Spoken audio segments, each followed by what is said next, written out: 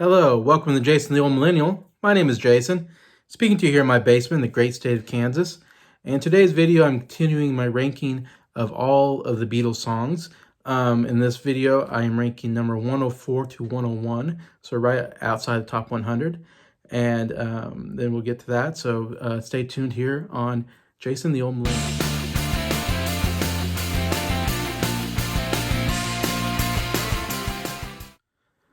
Hello, everybody. Hope everybody's doing good here. It's on a Tuesday afternoon. Since my last video, I did about, I kind of came down with COVID last Thursday and was feeling pretty awful. And I'm happy to say I'm feeling back to normal now. I think all my symptoms have gone away. So it's nice to go back to a little bit of normal life. Anyways, and in fact, I get to go back to work tomorrow, which is, I guess it's, part of going back to normal anyways. I get to go back to work, but so that's a good sign, I guess, that everything's going up for me. And so, yeah, so thank you to everybody for the well wishes. I appreciate it. Very happy. I didn't, I had one really bad day and then had a couple of days where I wasn't feeling great, but it's nice that within a week I am back to normal, which is really good anyway. So I wanted to continue doing my videos. Haven't done my videos in a while because I've been so busy with other stuff, and then getting sick, unfortunately, kind of put a damper on things. But I've been wanting to get back to ranking all the Beatles songs, 213 Beatles songs, and then do it for a little while. And I'm now going to get into right outside the top 100, so almost getting to 100 left of that anyway. So at number 104 on my list is The Continuing Story of Bungalow Bill, which comes off of the White Album, written by John Lennon. This is, of course, written as many White Album songs while they're in Rishikesh. Listen to the Maharishi. And this is an interesting song. It's definitely, White Album's definitely songs full of very unique, very different sounding songs for the Beatles, experimental almost. And he wrote this off of somebody named Richard Cook, who was there at I believe was American, that was there at the Rishikesh doing the meditation and stuff.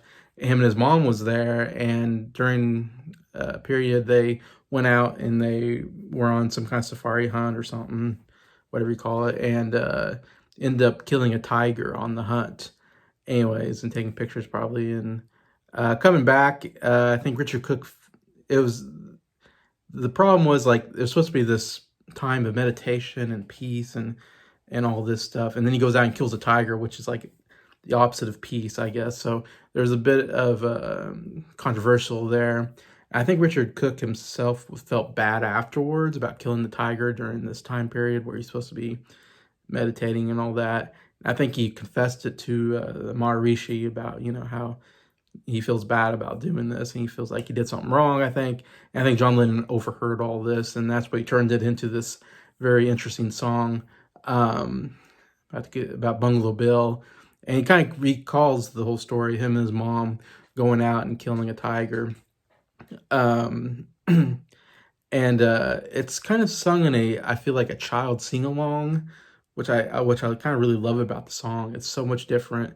Reminds me a little bit of Yellow Submarine in that way, where it feels like he feels like he's singing it with, like a group of children or something like that. And he's like, hey, let's sing the story of Bungalow Bill, and because after each verse, right before the chorus, he says, and all the children sing, hey, Bungalow. So I'm just picturing him in a circle around a campfire, like with a acoustic guitar. Hey, Bungalow Bill, who did you kill? Anyways, he goes through that. And so I love that whole image and idea about it, and almost somewhat satire, I think he's putting on this, because it was I think it's supposed to be somewhat of a serious, upsetting moment that he went out and killed a tiger, and it's probably very weird, I think, to people that aren't Americans, because Americans, we do like to hunt. That is part of American lifestyle. Not everybody. I don't hunt myself, but definitely there's a hunting culture in the United States. I don't know if it's in other countries as much. I may be wrong, but I think for John Lennon, who's from Great Britain or from England, I think that was very strange, going out and hunting, in India, a tiger, So he's probably making fun of somewhat of, this whole idea of this guy going out and hunting this tiger. But yeah, I love it's very catchy. Of course, the chorus is super catchy, but even like the verses are kind of slowed down, and the way they're done, it's so great. And then once they kick to the chorus, it catches up or picks up speed and everything. And I love all that. I even like Yoko Ono in it, which I never say that about Yoko Ono, but with her part, she comes in, and for a long time I had no idea that was Yoko Ono. I thought it was some kid because it's like a really high pitched voice, of course, but it's Yoko Ono's voice. She has just one little part where she says something, and it makes it an interesting song, I think, and a song I really actually quite enjoy here at number 104, The Continuing Story of Bungalow Bill. At number 103, have another catchy song off the White Album called Obla-Di-Ob-La-Da.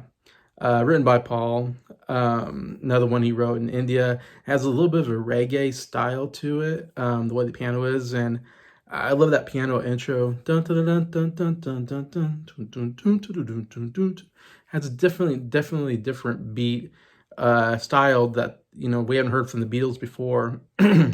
So it's another song where Paul was kind of experimenting with different styles, and that's what I really enjoy about the song.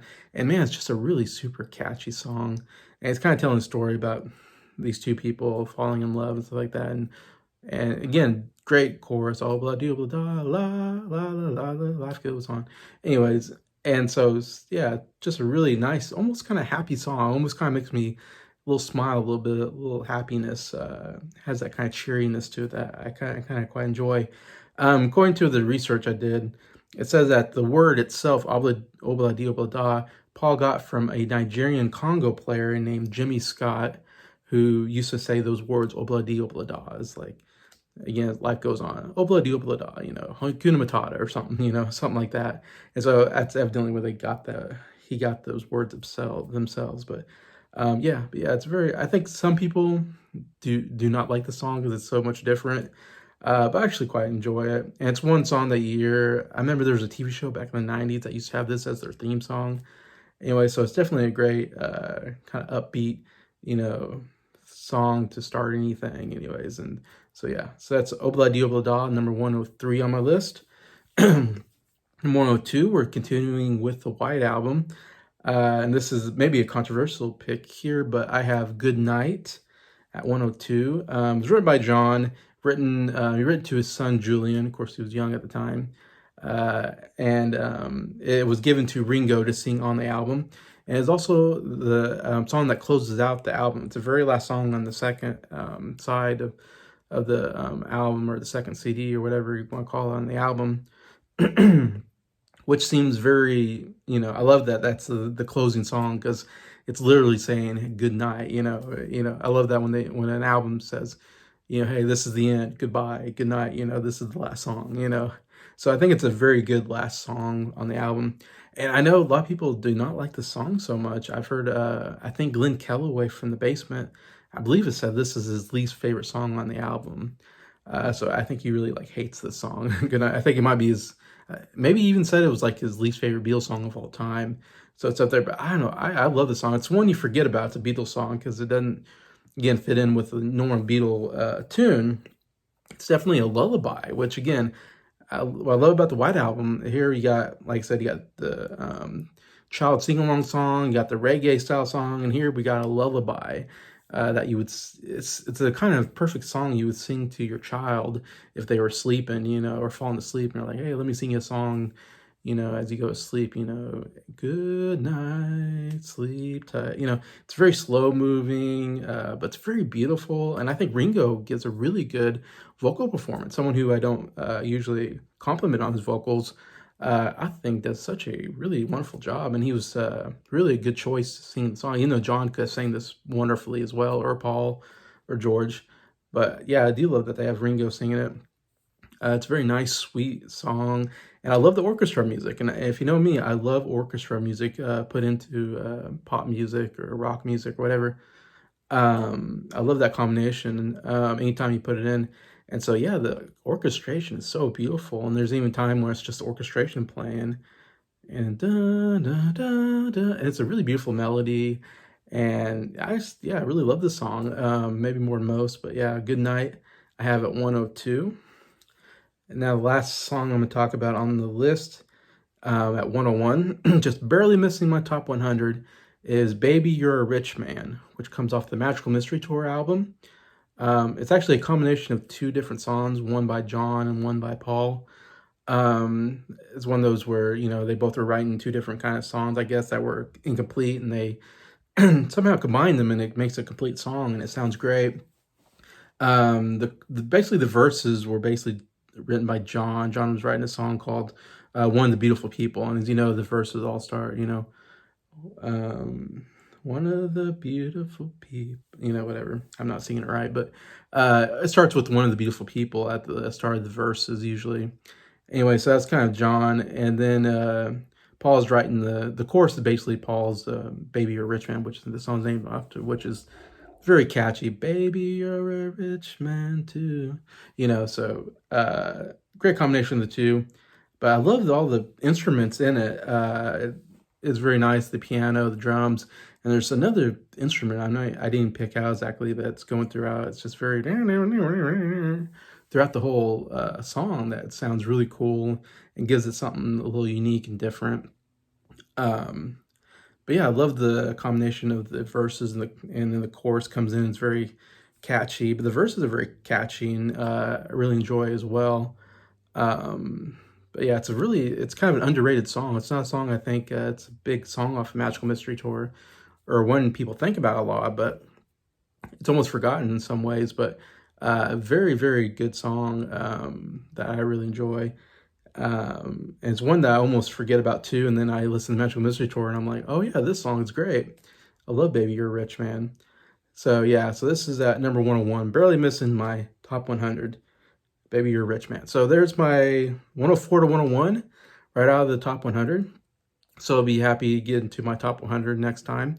Hopefully it won't take as long to get to it. I have so many different ideas and different videos coming out, so bear with me as I go through all these anyway. So, but please feel free to comment on what you think about these 4 songs. What is your favorite out of these maybe, or do these belong this high? Are they too high, too low? Do you love me more than I do? Yeah, I'd just love to hear any comments on that. And just thank you for watching this video. Thank you for liking it. And just thank you to all to the subscribers for supporting the channel. I appreciate you all, and I hope you have a good day.